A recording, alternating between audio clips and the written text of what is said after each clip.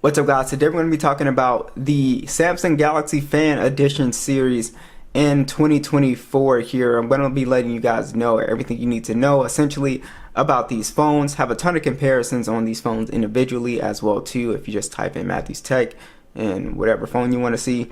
So let's go ahead and dive in. These are pretty interesting phones, the Fan Edition phones. They're relatively cheap with powerful specs for the most part. They're kind of like, you know, basically flagship phones, but a little bit cheaper, right? So the Galaxy S20 FE we have here, the S21 FE, and Samsung actually skipped the S22 FE. So we have the S23 FE right here as well too. There is a rumor that Samsung is going to be coming out with S24 FE as well. And yeah, so let's go ahead and talk about it real quick. So let's just start off with the prices. These phones are, like I said, pretty cheap for the most part, except for the S23 FE. It's still somewhat expensive. In the used refurbished marketplace, you can kind of find it for around 400 bucks.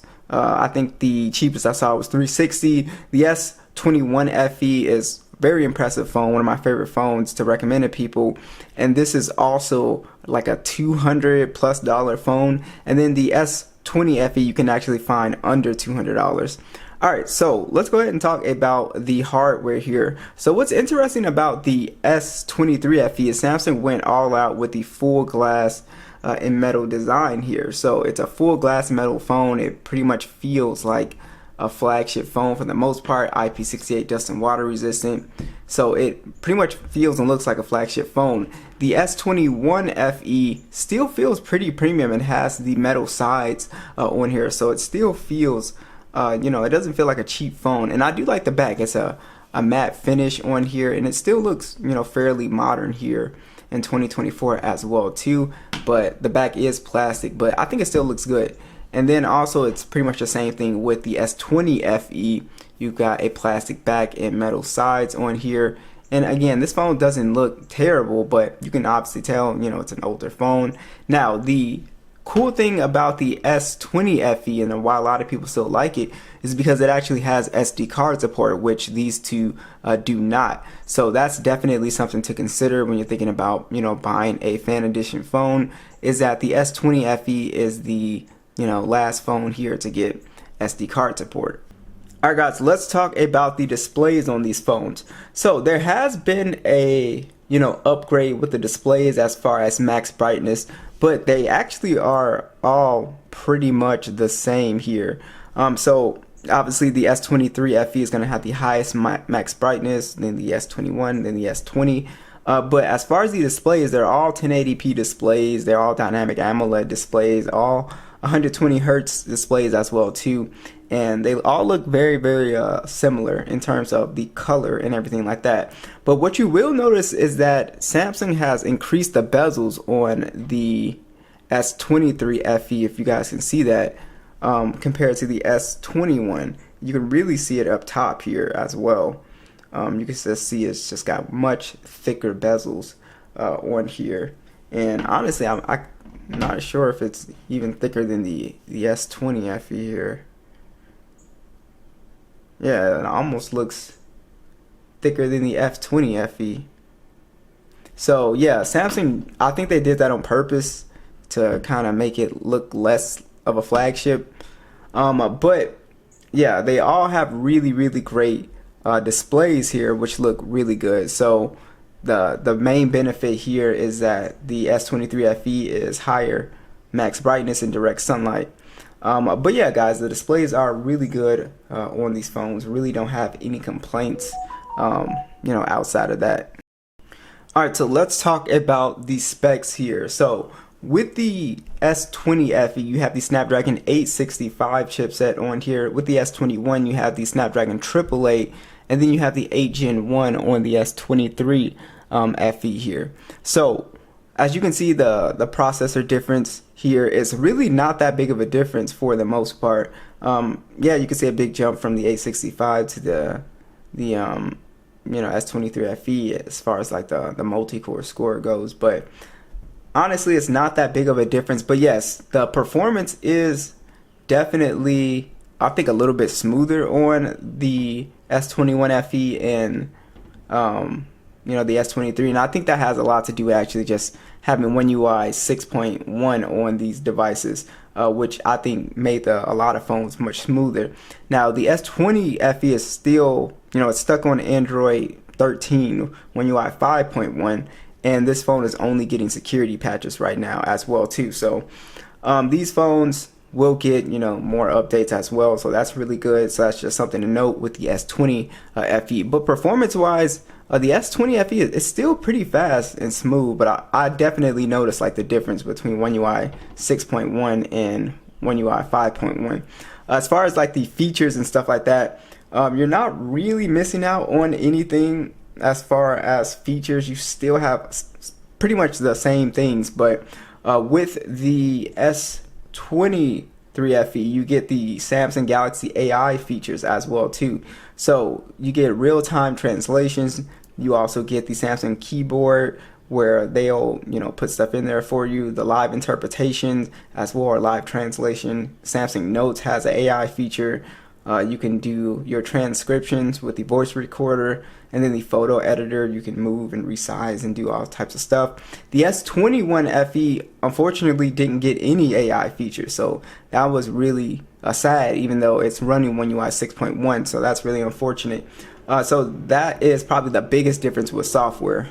Alright, so when it comes to PUBG and just playing games in general, all these phones do a fantastic job, and you'll actually be pretty surprised that the experience is going to be pretty similar in terms of gaming performance. And I think that I haven't had too much of an overheating problem with any of these phones. I would say the warmest phone here would be the S21 and the S23. These processors, these phones do tend to get like a little bit warmer, but I've never had like an actual crash or anything like that. So the gaming experience, like I said, you'd be surprised, it's pretty much the same across the board. Even the oldest phone here, the S20 FE, which I think doesn't heat up as much as well either, it's still running at the same settings.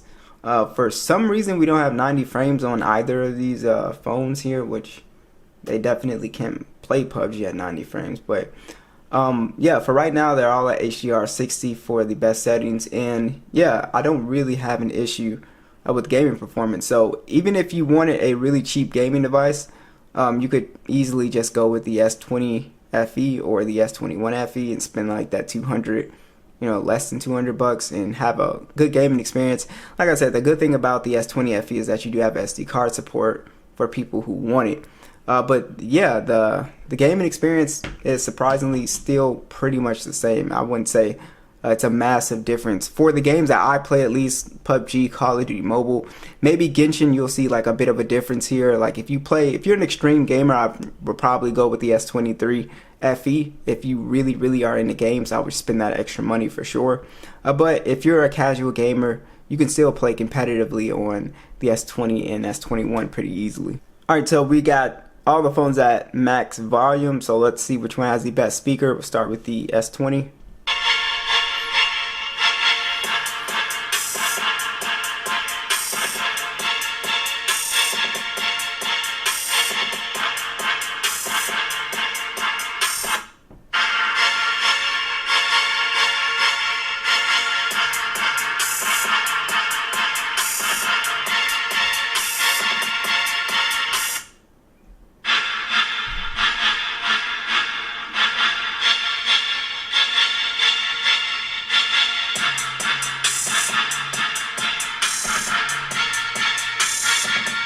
So there's actually a pretty good progression here with the sound.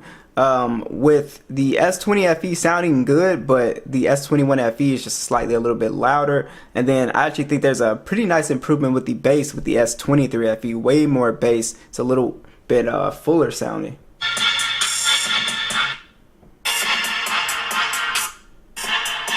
Yeah, so the S23 FE with the best speaker here, really impressive. Definitely an upgrade in the speaker department. As far as the fingerprint scanner, they are essentially the same. They all have the same optical fingerprint scanner, and they still work, virtually the same as well too.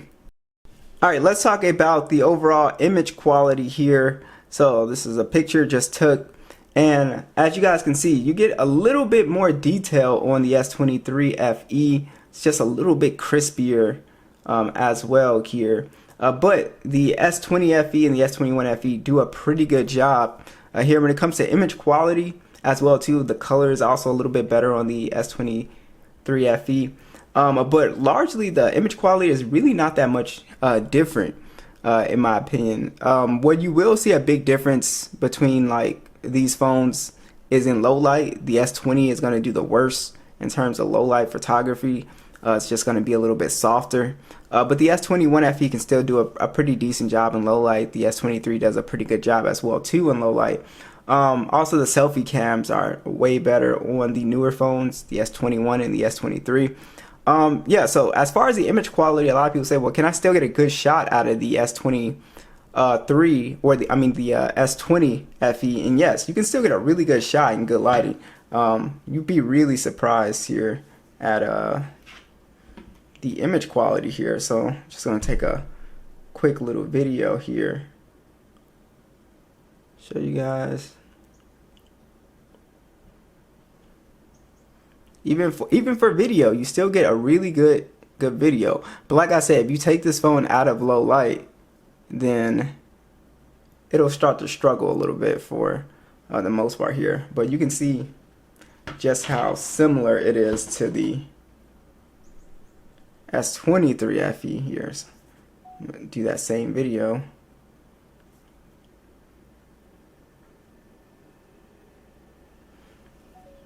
And you guys can see just how similar the video quality is. So like I said, yes, there's a difference. You'll see a difference in terms of video and image quality for sure. But it's not like a massive difference. But these phones actually, all of them take really good shots. So I wouldn't necessarily worry about, you know, photo quality, because you're going to get a good shot out of all of these phones actually. So which phone has the best battery life here? And that is going to be hands down the S23 FE here. Very good battery life and really good standby time on the S23 FE as well. So I've been really impressed with this phone. So if you need a phone with really good battery life, this one is it. It has excellent battery life. I mean, it's really good. The S20 FE probably has the worst battery life here, and it's not that bad. It's somewhere around like almost 6 hours of screen on time. The S21 FE has pretty good battery life. It's kind of somewhere in the middle. But yeah, the best battery life easily goes to the S23 FE. Really impressed with not just the screen on time, but also the standby time as well too. So that is something that I really like as well. They all have wireless charging, and they all have reverse wireless charging as well too, which is really nice. So these are excellent phones. The Fan Edition phones are always really good, especially if you don't get them brand new and you just wait maybe, you know, a couple months, 6 months to a year. You can get these phones. They always go down in price pretty well. So I'm always really impressed. Like, I guarantee, like, by the end of this year, I think the S23 FE will probably be somewhere close to around like $300, in the upper $300. It won't be anywhere near close to $400 anymore. So yeah, so I really like the Fan Edition phones, guys. What do you guys think? Do you guys like the Fan Edition phones? Let me know, and I'll catch you guys in the next one.